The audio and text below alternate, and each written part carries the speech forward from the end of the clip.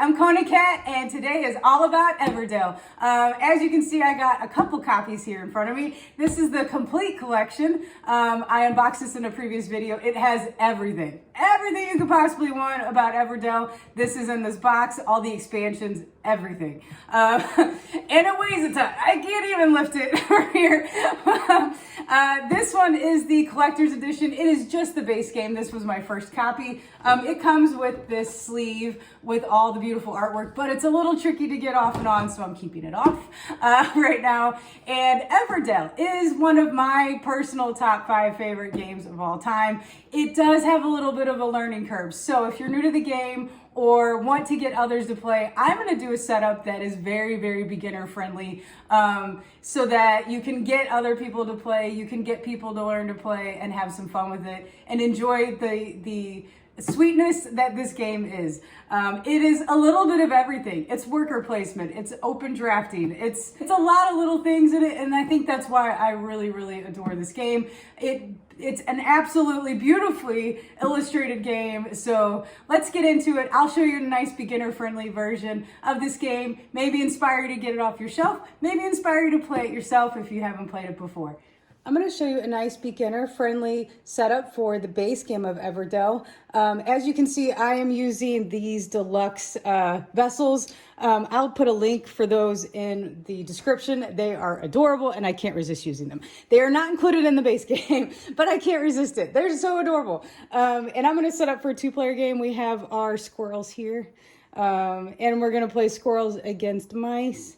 Adorable. And first things first, we need to set up our Evertree. So this comes in parts here.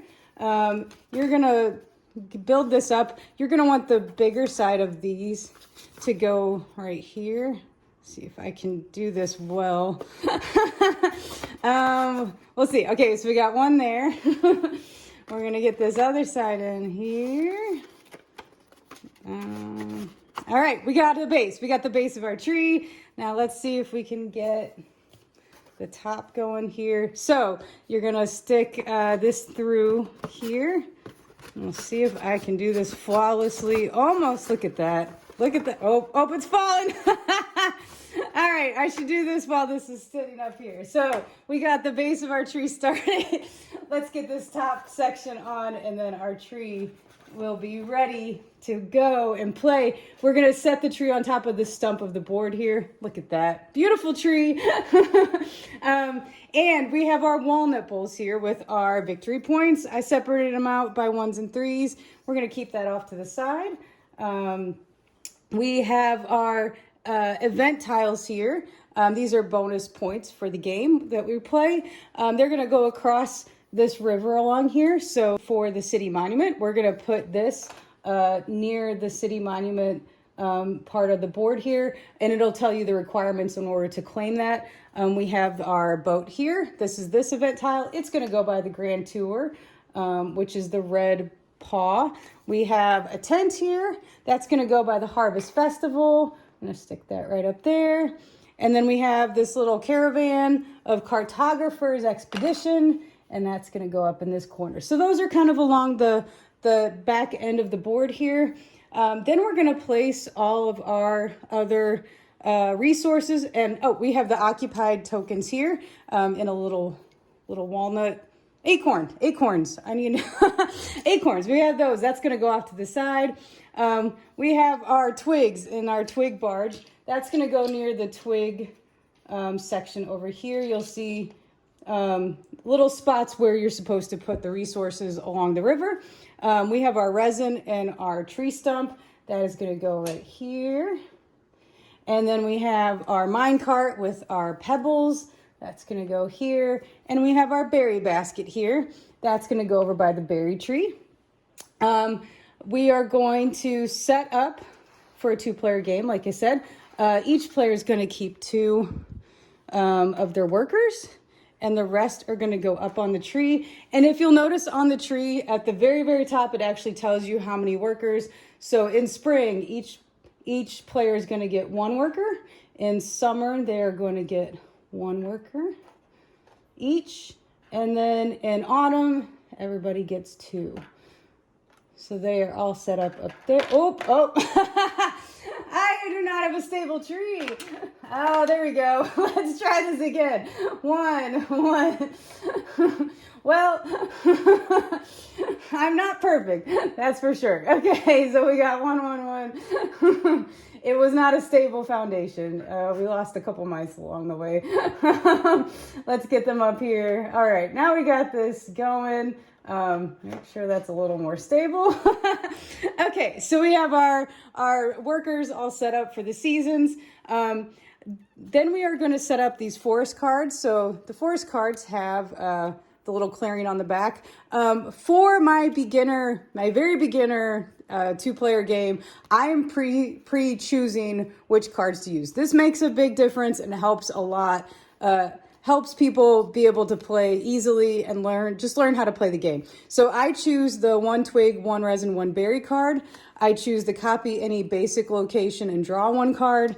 And I choose the wild, choose any 2 wild. So we're gonna put those out in these little clearings on the board here. And for a 2-player game, you're just gonna pick 3. For a 3 to 4 player game, you're gonna pick 4 of these cards. And then we have event cards here. So for the basic setup, you're supposed to take 4 of these, and these are so cute. Look at these little leaves. You're supposed to put the little events in there, and you would stick them up here. Now, I've learned that for a basic beginner game, not to even include these. It gets overwhelming for my friends and family. So for my basic setup, we are going to not use these cards for this game. But when you're ready, you can add them. Like I said, with these cool little leaves, you would pick 4 and put them up here. And those are bonus things you can do. But again, I feel like I've done really well removing this for a beginner game and pre-picking the forest cards. Then we're gonna shuffle this giant deck. And we're gonna just say I pre-shuffled. You trust me? Trust me. We're not playing a real game here. Because this deck is monsters. We are going to draw 8 cards to put out in the meadow here. So let's just go ahead and put 8 out here. And the number of cards out in the meadow does not change depending on how many players there are. There will always be 8. And then you're gonna place the deck right here in the tree. Some people prefer to pull the deck off to the side so that it's easier to get to, but it's just so cute. I can't resist.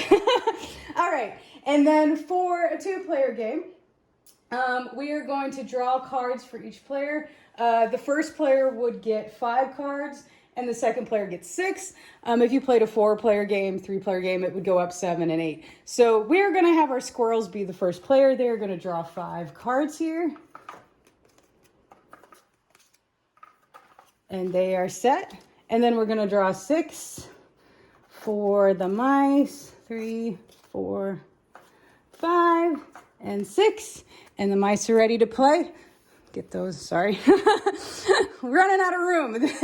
This game is a little monstrous on the table. They say the humblest player goes first. We're gonna say that's the squirrel. And that is my beginner-friendly setup for Everdell. I really think this makes things work really well for new players and old players that weren't really into it. I think this just gives a good way to learn how to play the game. And I'm gonna show you a little more details on how to play. I'm going to give you a brief overview on how to play the game. There are 3 main actions you can take. You can place a worker. That's these cute little guys that you have. You can play a card from your hand. Look at our cute little chip sweep. Or you can prepare for a season. I'm going to start us off by looking at how to place workers. And most of the time you're going to place them out on the board here. So let's go through some of the spaces on the board so I can help you make sense of everything you see. As you notice, there's little paws all over the board, and we'll get a little closer in. But these paws show you where you can place a worker. And if the paw space is open like this and not completely enclosed, you can put more than 1 worker in that space. So I could place a squirrel there, and mouse could go there too. And because these spaces are open-ended and part of the main board, you could also put more than one of your guys in these spots here. And then same with down here. If you see, this one's actually only open in autumn, and it says right here to make sure you know for sure. When you place your workers in here, you'll get 2 victory points, 3 victory points, 4 and 5. And you have to start by discarding that many to the points. So if you want to place a guy here, you would have to place that and discard 2 cards to get 2 points. Notice that this one is actually open-ended here and all of these are closed. So if you are the first person to get 5 and you discard 5, you'll be the only one that will be able to place your worker here. But to get you started on the actual game itself, we're gonna look at all of the resource spots up here. So all along the river, you can see, I'm gonna try to hold this camera steady for you. All along the river, all these cute little paw print spots.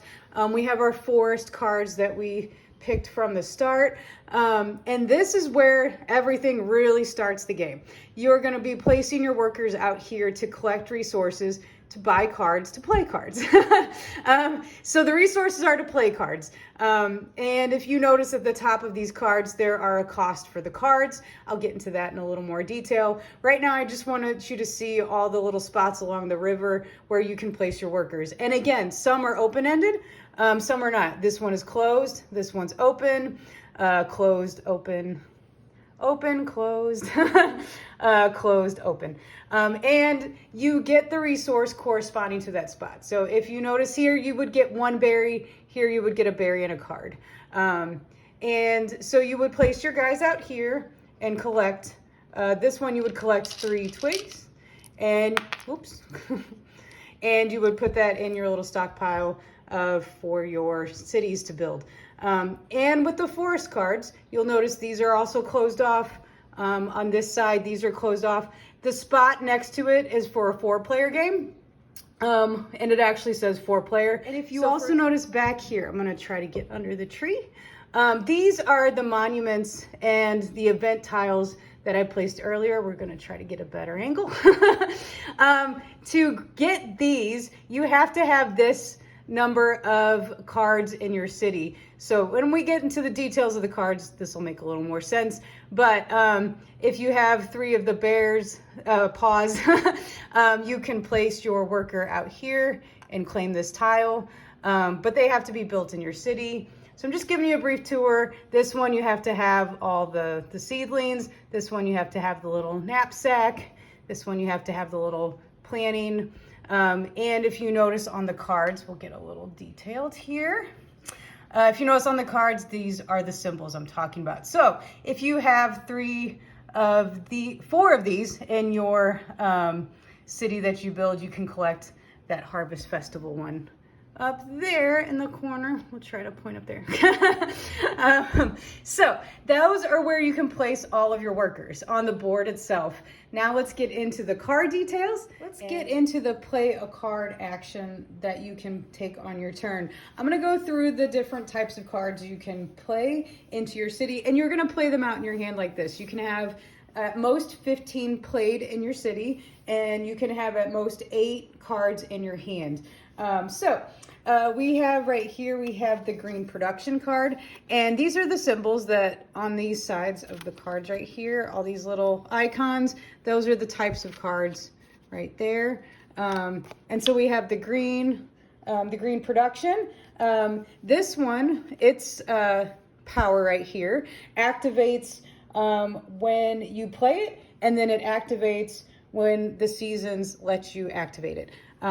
These blue ones here are pretty handy to have. Their powers gain 1 after you play a critter. So when you play a critter in your city, you will get a berry. This guy is the red destination. It activates when you place a worker here. So when you play this card in your city, you would place it down here. On your turn, if you have a worker, you could use this worker to then activate that power there. And he stays there until your season ends. There is also a version that has an open sign on it, which means another player could also place their worker and use this ability here. We also have the prosperity. That's the purple. These are usually in-game points for the end of the game. Very, very good to have, but not the first thing you need to focus on getting when you start playing. And then this guy is our traveler, and he activates immediately when it's played and doesn't activate again. So again, these are the powers that each card has. This is the type of card here. The cost for each card is up here, and this is the value it's worth at the end of the game for victory points. And underneath each card has a little qualifier of what they are. So this is a unique critter. He is a unique critter. We have common construction, and we have a unique construction. And here we have a common critter. And these things are important because some of the powers will be specific about common or unique and getting points for different things. And so like this one, gain a berry after you play a critter. It doesn't matter if it's a unique or common. Any kind of critter will count. And in order to play this card out of your hand, you have to spend 2 berries. That's the cost up here. And here, this would be 3 berries. So that is the basic anatomy of the cards here. Some of them will have little quotes down here. They'll also have little qualifiers of what can be done. So just keep an eye out. Make sure you read the cards. Last thing to note about the cards is down in this corner, there will be a critter that is listed down here. Like the post office says postal pigeon. The lookout says the wanderer.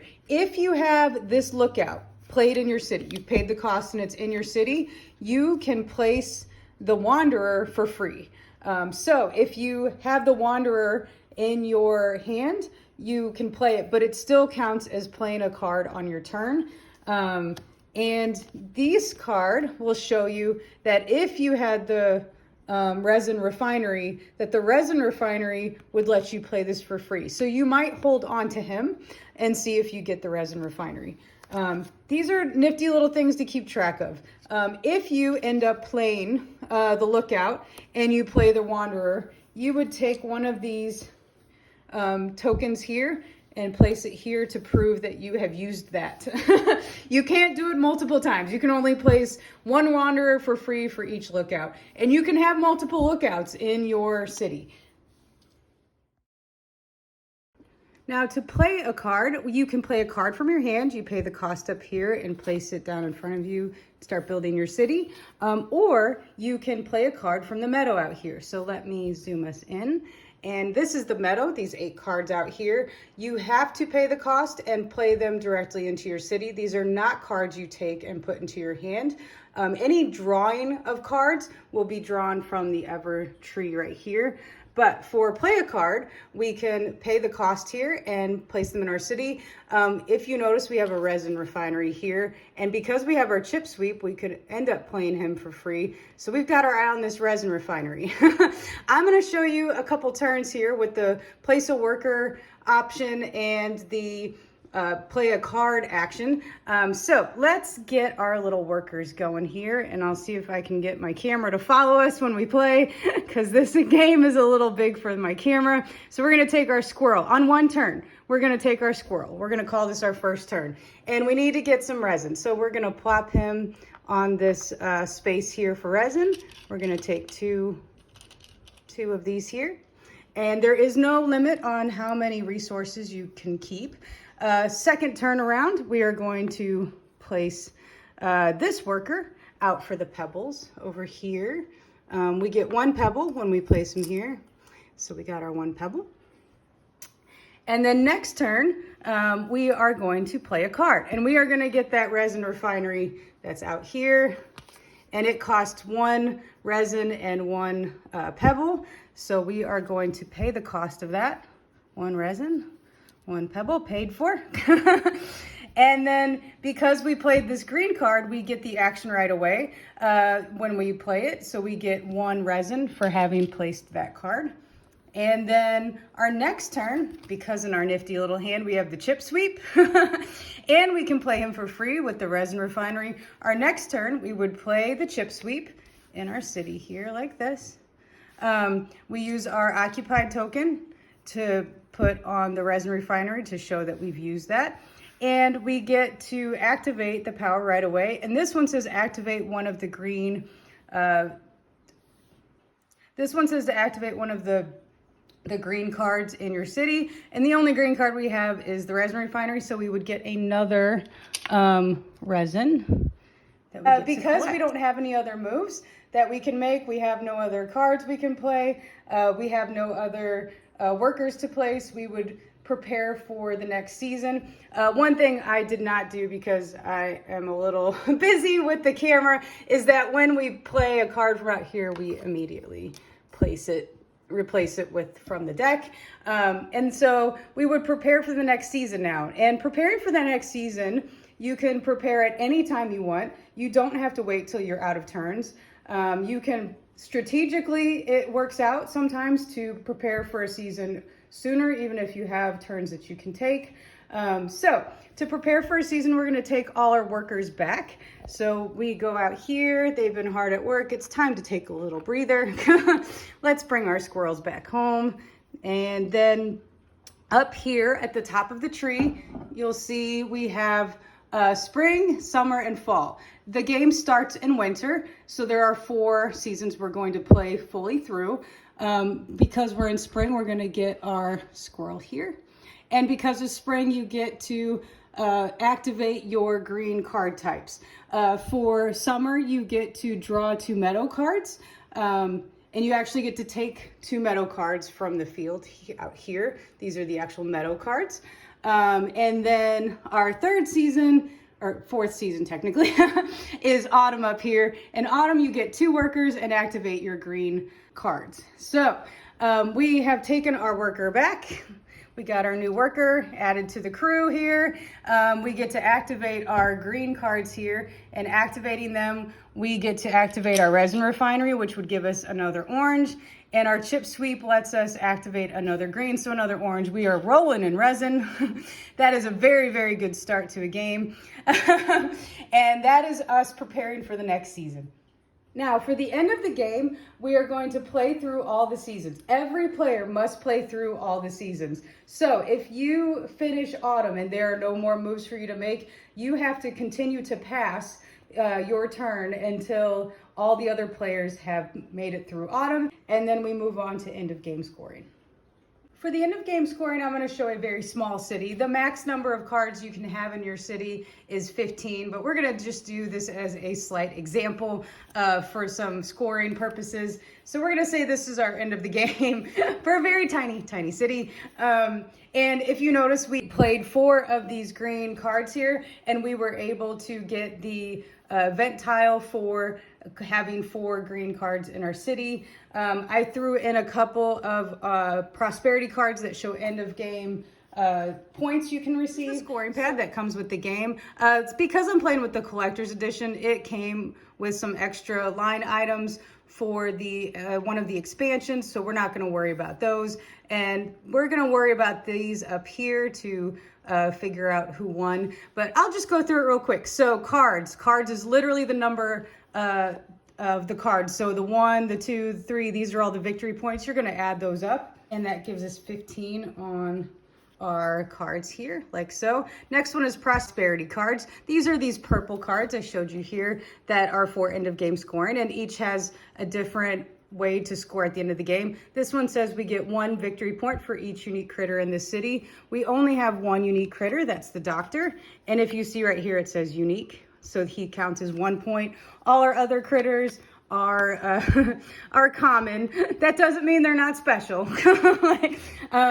But so we have 1 point for the theater card. This card here says that we get 1 point for each basic event you achieved, 2 for each special event you achieved. We only were playing with basic events. This is a basic event right here. So we get 1 extra point for him. So for our prosperity, we will get 2 points to add up here. Our next line is events. That is this and those cards that we are playing with for our beginner, very beginner friendly game. So we just get 3 points for the events here. As you can see, journey points are actually this spot up here. If you see, we'll zoom in a little bit. These are the journey points. So we get 2. We got 2 points for the journey. So let's add that to our scoring. And we've added the 2 points here for our journey and point tokens. You will collect some point tokens along the way. And we got 2 right there. And we got 2 right there for our point tokens, totaling in 24 points, which again is a very low score considering we have a very small city. But that is a good way to get you introduced to the game. I always tell my friends and family who start playing this game with me, the biggest thing to focus on to start playing is these cards that give you resources. They're valuable. All these ones that give you berries and resin, anything that gives you bonuses to give you more bonuses is where you want to kind of focus your energy on. And then you want to work on building up victory points. But those first few turns, you are really just going to be spending your time sending guys out because you don't have resources to do anything yet. So get resources, get these cards that give you resources, build yourself up for the first season or 2, and then start going after big points. And there you have it. That's a quick and easy way to get Everdell onto your table and play and enjoy. I have had good luck with this kind of setup for beginners so that they can really just concentrate on the cards and learning to play and have some fun. And then you can start adding in more aspects to the game to make it a little more complex. So I hope you enjoyed my little how-to so that you can get this playing with anybody you want, maybe inspire you to replay it again if you haven't played it in a minute. And I will see you next time for the next game. Thanks.